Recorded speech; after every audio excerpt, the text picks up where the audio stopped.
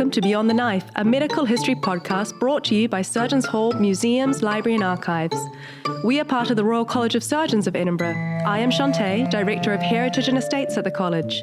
Each episode, I'm joined by a guest who shares a story from the history of medicine and surgery.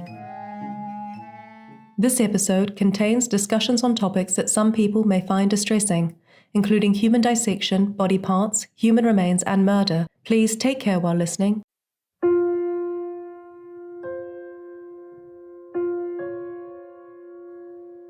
Edinburgh, 1702. A crowd of medical students and curious members of the public bustle through the doors of Old Surgeons' Hall. The first public dissection conducted by the Royal College of Surgeons of Edinburgh is about to take place. Awaiting them in a new anatomy theatre is the Scottish physician and anatomist Archibald Pitcairn, who is to oversee the proceedings. This dissection involves 8 separate medical professionals and will take place over 1 week in front of this large audience.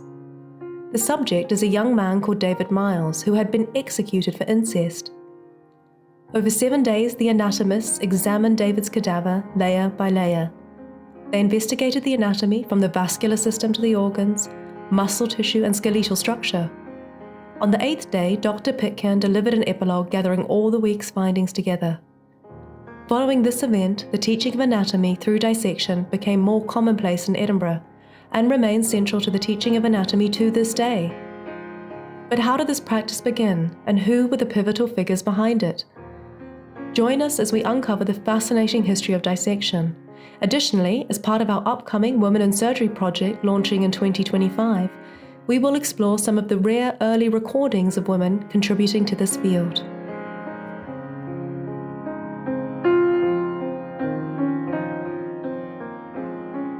This episode, I'm joined by Kat Irving, Human Remains Conservator and Anatomist. Kat, you're talking to us about the history of dissection.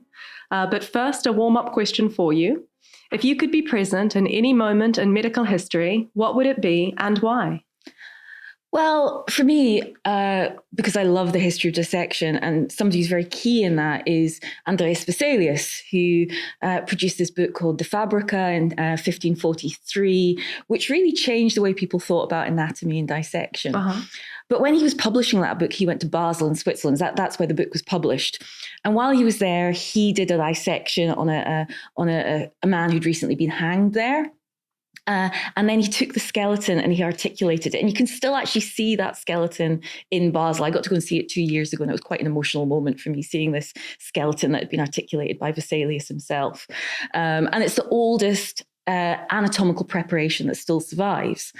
And what I would really, really like to see is that skeleton being prepared, what Vesalius was doing and how he was doing it. I think it's a great answer. So, Kat, the history of dissection is so vast. Mm-hmm. So for today's episode, we've chosen the starting point of 1505, and that is the date that the Royal College of Surgeons of Edinburgh, where you and I both work, was founded. So take us to that point.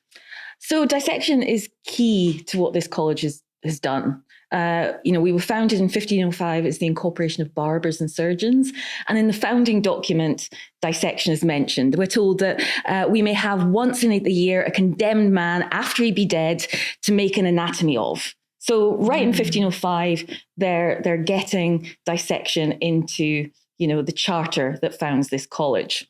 And you can see it, if you visit the museum, you'll see on the ground floor, there's a stained glass window, which has our coat of arms in it. And at the center of that, you can see the body laid out for dissection. So it's showing how important that is to what we do. And in 1505, where is the dissection taking place?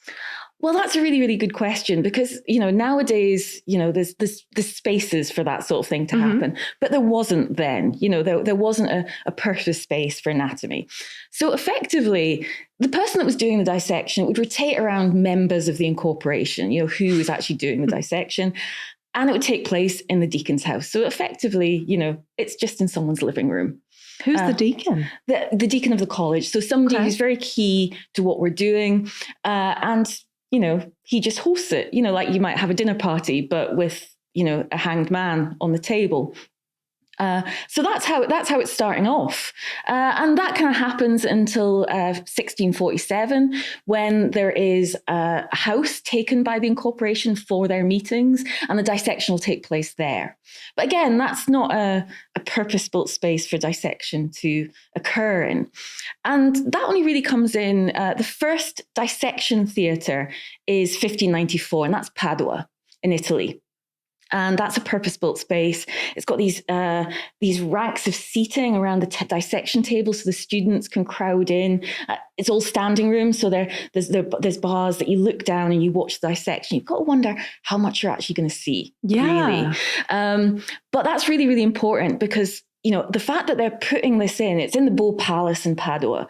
There's this beautiful place specifically for dissection. And that's really cementing the idea of how important it is, across Europe, that this is one of the foundations of medicine. You need to have a place to do this. And these dissection theatres spring up all over one. The following year, you get one in Leiden. And we in Edinburgh, we get our first purpose-built dissection theatre in 1697. Mm-hmm. The town council at that point have recently said that the incorporation of barbers and surgeons, which will become the college, that they can have, in addition to that condemned man once a year, that they can get some bodies from foundling hospitals, from poor houses to use. I think it's a 15-year period, they say, that we can have them for. But the condition for that is that we build a space for public anatomies. And by public, they don't mean public in the way that we think of nowadays. It's for men, and it's for men of a certain class. Okay. So just to take us back, before that anatomy theatre, did you say dinner parties? Well, it would be like, the people would come around, and it would just be, like on the table in someone's house. And you can see it in the early pictures of dissection, like through the medieval period into the 16th century. I mean, even with Vesalius in Padua on the cover of his books, they're just taking place in tables that are laid out, often in courtyards, outside. Of course, in Scotland, we probably don't want to do very much outside, especially because the dissections are going to be taking place in winter, because, you don't want to do it in summer because things get a bit stinky quite quickly. So it's very much that idea that, you do it wherever you can. Okay. Until you start to get these purpose-built dissection rooms springing up. So the purpose-built dissection room, where there are lots of students, lots of men of certain classes who are able to watch, what was that teaching like? What was that space like? Well, it's really interesting, because very early on, it's very different to how we would think of it nowadays. You would have a professor who'd be sat up on high, and he would be sort of giving the lecture, but he wouldn't actually be doing the dissection himself. Okay. He would have a dissector who'd be the man who was cutting up the body. And then you'd have what was often referred to as an ostensor, who'd basically be a man with a pointy stick who would be pointing out what the guy was talking about on the body that was being dissected. And then people would be standing around watching this and trying to make out. And it was very interesting, because, places like Bologna, the dissection took place at carnival time. So there'd be music, people would be coming in as part of the carnival revelry to watch these things. And what do we know about anatomy at this time? So is it fully understood what is in the body that they're opening up? No, well, this is when they're starting to make discoveries. Okay. So at this point, ideas about anatomy were coming from Galen, who was around about 300 AD. And he had learnt his anatomy from dogs and pigs and monkeys, but not from humans. He wasn't allowed to dissect humans. But his ideas really become anatomical gospel for over a millennia, basically. And the first human dissection for anatomical purposes, authorized, I'm sure they were going on a bit before that, unauthorized, was in 1315. Okay. And that was in Bologna. But even at that point, when they're doing them, the guy who's actually the professor of anatomy isn't the one that's doing the dissection. So if the things they're seeing don't match what Galen was saying, they just go with what Galen said. And it's only when you get to the end of the 15th century that people start to challenge this. People are starting to do the dissection themselves and really take on the idea that actually what they're saying doesn't match up with what they've been reading in Galen. And with Vesalius, I mean, Vesalius isn't the first person to challenge Galen's ideas, but he's the person who does it with lovely pictures. So his work really takes off and changes the way people think about anatomy across Europe. So we have spaces to perform the dissections. We have a growing body of men who know more about this. What's happening in Edinburgh to come back to the college? Well, it's really interesting because in Edinburgh, you have this purpose-built anatomy theatre in 1697. This is the first Surgeons' Hall, not the Surgeons' Hall that we're in now. This is Old Surgeons' Hall, which is around the corner. And again, people will see that, these are public events. And you've got to think that at this point, if you came to Edinburgh University, which, in 1697 has been around for over 100 years, you're not coming like you would do today to study history or to study biology or a specific subject. You would come to get a degree, and that would involve a range of things. And in third year, you studied anatomy. And that wasn't because you were going to become a doctor or a surgeon. This was because it was the idea of studying God's greatest creation. So everybody studied anatomy. So everybody would have, like as we would think of today, like a module in your degree where they did anatomy in the third year. So if you were doing that and you found it interesting, you could go to these public dissections, to see what they were talking about effectively. And in Paris, they were a very, very big thing. Paris was, in the 17th century, the place to study anatomy. They had a huge array of institutions for anatomy. There was even a royal anatomist who taught the king. Wow. And this was because the king at that point was Louis XIV. And he had a very, very long reign. And he fought a lot of wars. There was a lot of battles going on, and therefore you need military surgeons. So he was really trying to institute a lot of anatomy teaching, so that he could get people who would help the wounded in all the battles that he was sending them to. So under Louis XIV, you get a real bloom of anatomy in Paris. So you've got your royal anatomist, you've got the Jardin du Roi, the Garden of the Kings. That changes its name when we get to the Revolution because they get rid of the kings. And they have a big anatomy theatre, which from the 1690s, people can go and see. And it can hold 600 people, but it regularly gets 400 to 500 people attending these public dissections. It's a big crowd. It's a big crowd. They get more if the dissection subject is a female. Ah. Yeah. And everyone in attendance is male? And everyone in attendance would be male. Okay. Yeah. And they also have a couple of colleges specifically for teaching anatomy. And also in the hospitals there, you can, when somebody's died, you can do an autopsy. You can take the body and use it for dissection. Okay. So you get William Hunter going along. And William Hunter was a good Scottish lad who goes down to London and he opens an anatomy school there. And he's been to Paris. He's seen all these things going on. And he learned in Edinburgh as well. In Edinburgh, he says, there I learned a good deal by my ears, but almost nothing by my eyes. And therefore hardly anything to the purpose. He thinks that this kind of standing back, seeing someone else dissecting, it's not very useful. And he sees this at the big dissection in Paris. You can imagine a crowd of 600 people trying to figure out what's going on with that squidgy bit. Imagine that at a concert. You're not going to be able to see the detail of the anatomy.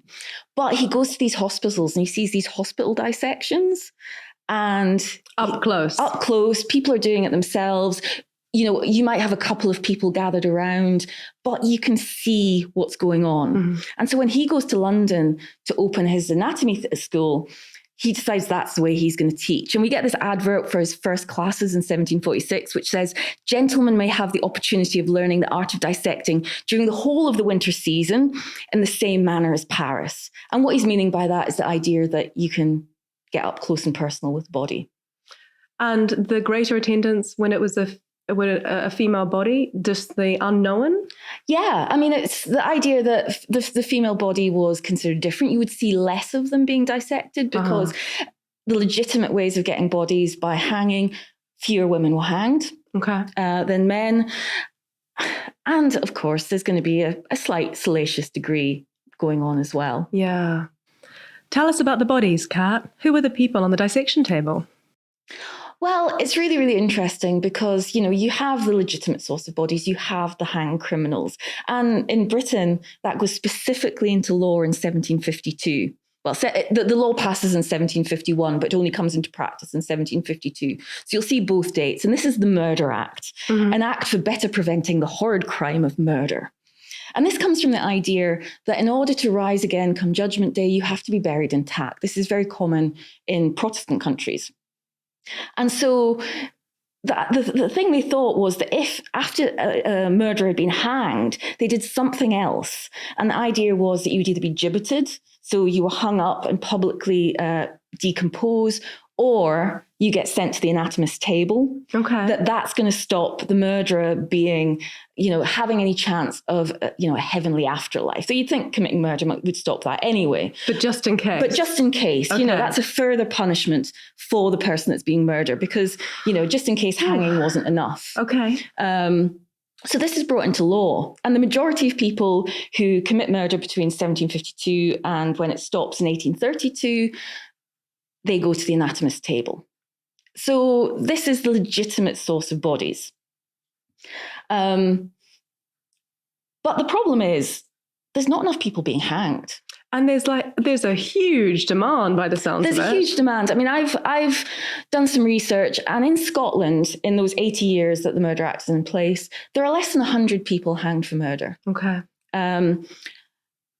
There are a number of medical schools in Scotland. You've got Edinburgh, you've got Glasgow, from the 1780s, you've got Aberdeen. And in the 1780s, you're getting more than 400 students at Edinburgh University's medical school per year. And in an 18-year period, less than 100 bodies. That's not going to work. It doesn't work.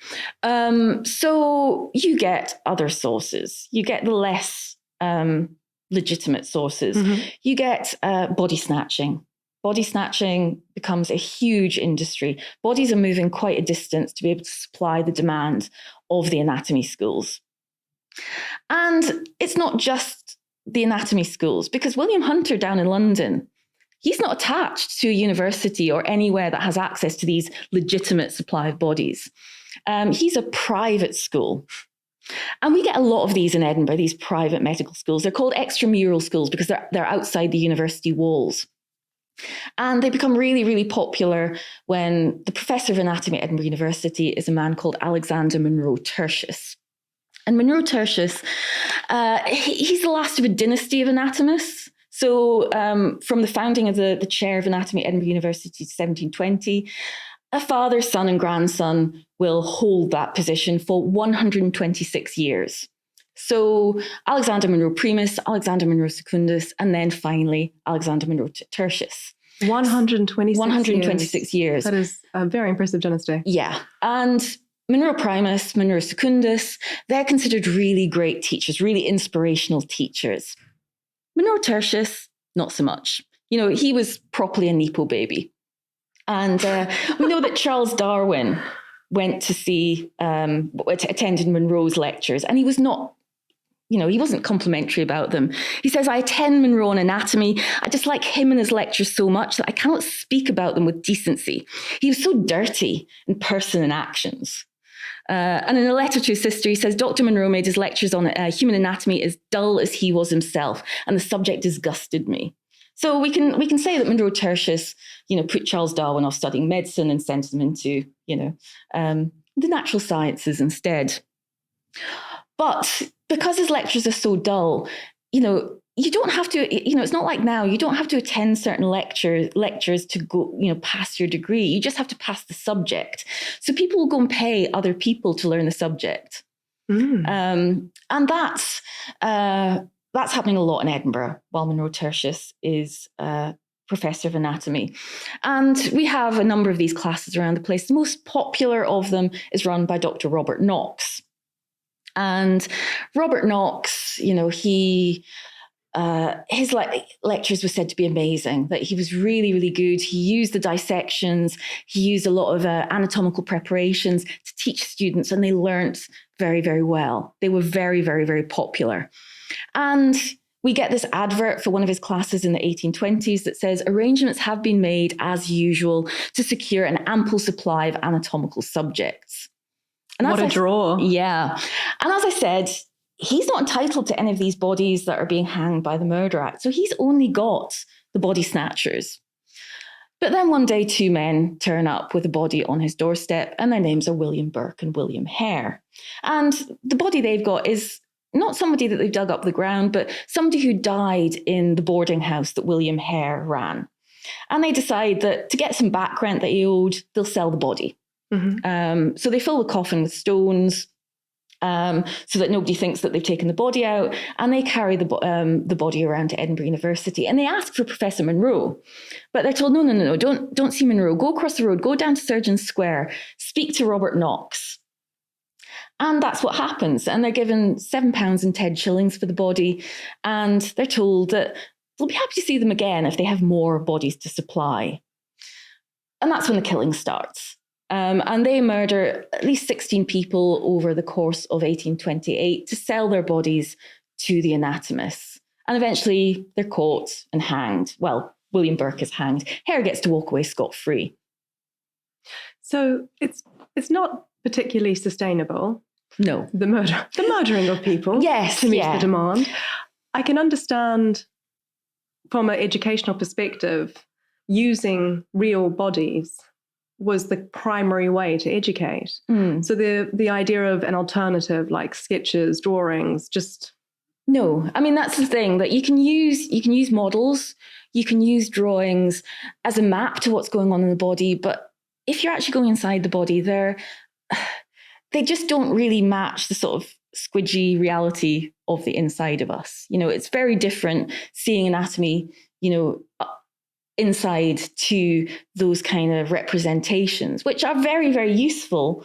But especially if you're going to do surgery, they don't quite cut it. You know, they're not really getting the sort of hands-on understanding that you need to be able to figure out what you're doing if you're going to carry out surgery. So not sustainable, illegal, definitely immoral. Yeah. What changes? Well, this is really interesting because, you know, anatomists were really, really wanting to change this. You know, they didn't want to have to deal with body snatchers. You know, they didn't want to have, especially because at this point, surgery is trying to become more seen as a sort of, you know, a proper profession rather than, you know, historically it had been a trade guild. It was kind of far lower down the medical hierarchy than being a physician. So, you know, they're trying to increase their status. So they don't want that association with criminals either. You know, they don't want that being part of what their profession is about. So anatomists had been trying to do something about that for a while, and particularly down in London, there was the president of the Royal College of Surgeons of England, who was Astley Cooper, and he'd been campaigning a lot to try and get another source of bodies. In Europe, they had a lot of use of unclaimed bodies from prisons and poorhouses. And because, you know, the dead body in Britain was a very expensive resource, you know, the body snatchers, in William Burke and William Hare's case, the murderers, they were getting paid a lot of money. And there was often a lot of bribery having to go on, you know, sort of bribing hospital porters, sextons, things like that, which was involved in getting these things. And that meant that teaching anatomy in Britain was far more expensive than in Europe. And you got this idea that, you know, the wars start to end, you know, the Napoleonic Wars come to an end, travel becomes a lot safer and easier. So if you lived in Britain, particularly if you lived in London, where it was a lot easier to get the South Coast, you could go to Paris. You could learn your anatomy, you could get your medical degree there. You can combine it with your grand tour of Europe and then come home and pay less than learning in London. And so Astley Cooper really wants to do something which is basically going to make, you know, the teaching down there more financially viable. And that's one of the reasons he's very interested in the changing the supply of bodies. And at the point in 1828, when William Burke and William Hare are committing murders on the streets of Edinburgh, they're trying to get this through Parliament. But, you know, the politicians, they don't want to talk about dead bodies. They don't think this is going to get them votes. So they're not really very interested. The Act doesn't pass Parliament. And then you get the crimes of William Burke and William Hare. And you get copycats. You know, you get these body snatchers that suddenly realize there's an easier thing to do than go out and dig up bodies, which is hard work. And So you get copycats. These are very, very widely reported on. And so people who, that thing that I said before about the Murder Act, people had this fear of body snatching because they thought that was going to deny them their chance of getting into heaven, And a lot of people just don't like the idea of people fiddling around with their body after they're dead. It's still a thing you see today with, a lot of people will not want their corneas donated, for organ donation because they think they just don't like the idea of someone touching their eyes once they're dead. So these are Edinburgh citizens. These are Edinburgh citizens who are feeling, I'm not really this into this. Yeah. And then there's this idea that not only might somebody dig you up once you're already dead, somebody might kill you for this. There starts to become not just a demand amongst the sort of fairly, in the grand scheme of things, small coterie of medical men who want something done about this, but the public wants something done as well. They want to remove that fear from society. And so that means that in 1832, when the Anatomy Act, with some adjustments that make it sound less about dead bodies, then that goes to Parliament and it passes. And in 1832, the Anatomy Act comes into force and we start to get the use of unclaimed bodies, people who nobody has turned up to offer to bury the body within 48 hours of death, if they're in a prison, a hospital, a poorhouse, a workhouse. One of the areas I've learned so much about since I've started working here are human remains and medical collections. And what's particularly striking about this collection is that when we look at the people held here are the histories of consent and how that consent has changed over time. And that is, of course, very different to what we have today. Today, the majority of the bodies that are used for dissection by medical schools, by places like the college that we're in today, they're coming from people who have explicitly signed forms to donate their bodies, people who have actually, taken the step of getting in contact with the university to offer this. And that really started a little bit after the First World War, but very much after the Second World War. The two wars changed this idea. When you have so many young men being blown up on the battlefield, you can't hold on to this idea that you need to be buried intact. Mm-hmm. So you get that kind of religious idea changing, but you also get an idea that so many people have been helped by medicine. You see the soldiers who are coming back from these wars who, have amazing reconstructive surgery, who have, had operations that have saved their lives. And people start to realize the things that medical research on dead bodies can do. And this really drives a demand for donating your body. So it really has changed today. And as I said, the bodies that are coming here now will be people who have specifically signed over their bodies. And when we say coming here now, this is to the skills lab here at the college. Yes. Tell us a little bit about that. Well, the skills lab is, this is a college of surgery. So this is a place where surgeons, qualified surgeons can come and learn new surgical techniques and refine their techniques and learn how to use new technology in their work. And obviously, you want to be able to do that on a dead body before you do that on a living body. So this is a place where this happens. So using bodies for training is still considered incredibly important. Oh, yes. To surgical practice today. Yeah. And there's still new developments, new ways of trying to preserve the body, so that we don't having to worry about things getting a bit stinky and only doing it in the winter months like they had to do all that time ago, to preserve the body so that we can use them for longer in a way that the anatomists of the past can't, but also to be able to use them in a way where they still resemble a living body, so that the texture of the muscles and the skin is like a living person. So they're still developing new techniques to try and preserve the body so that we can do that. Kat, the histories we've talked about over this episode have taken place in very exclusive male spaces. Were there ever times that women were there? It's a really interesting question because largely they are just on the dissecting table. Really, until we get into the very end of the 19th century, this is a very, very male-dominated arena. Mm-hmm. But we do get a few glimpses of women, which is rather nice. I mean, we even get a story that was told about the very, very first modern dissection, mm-hmm. Which was in 1315 in Bologna. And it was presided over by Mondino de Luzzi. And there's a story, that was told by a historian called Machiavelli, not the Machiavelli. in the 18th century, in 1742, where he tells us that at that dissection was a woman called Alessandra Giuliani. And he gives us quite a lot of details. He even tells us about her gravestone, and says that she was a very talented anatomist and made anatomical preparations. It doesn't seem to be true, which is very, very sad. I would really like it to be true, but there seems to be no historical evidence prior to Machiavelli's account of it. So it does seem like he was making things up, which we know that he was wont to do. But at the same time, in Bologna, we do have a known woman who was doing dissections, and she was quite amazing. Her name is Anna Morandi Manzolini. And she started out helping her husband. Her husband was an anatomical modeler. He was making anatomical models out of wax. And he was assistant at the Institute of Science there. And it seems like he was doing a lot of the work, but not getting a lot of the credit. So he has a bit of a falling out with his boss. And he sets up a workshop for making models and for doing dissection for teaching in his own home. And his wife helps him. So very, very soon, she outstrips her husband in terms of her model-making talents and her dissection talents. And he dies, and she takes over the workshop, and she carries on with the work. And, it was said that if you were doing the grand tour of Europe, that you should go and see the lady anatomist at work.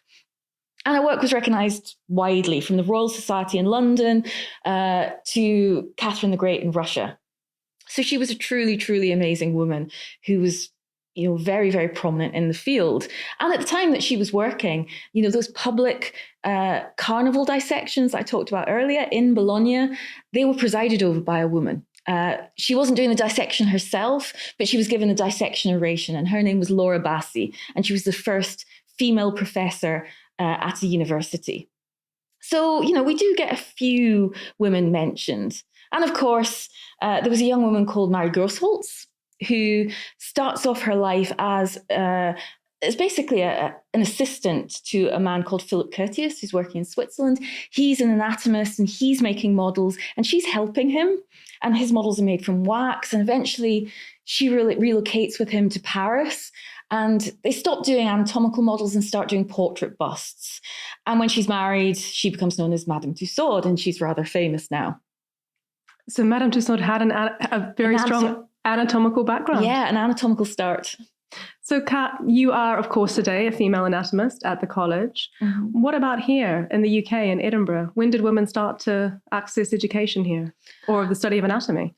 Well, it was quite late again. You're not really getting women going into medicine until the second half of the 19th century. And Edinburgh has some rather famous / notorious stories about that. But even at that point, when women are going into medical education, it's segregated. And that doesn't stop until we get into the early 20th century. So, it's a very, very challenging area for women. And, as so many are. But of course, now it's much better. There are a lot of women going into the anatomical realm. You see a lot of women who are talking about these kind of things, and that's fabulous. And of course, today, the skills lab here at the college is run by a woman, Lindsay Forbes. Indeed. Thank you for joining us today, Kat. That was really fascinating. Thank you. Thank you for listening to Beyond the Knife, a medical history podcast brought to you by Surgeons Hall Museums, Library and Archives. To find out more about us, you can visit www.museum.rcsed.ac.uk. You can also follow us on our social media channels. Join us wherever you get your podcasts.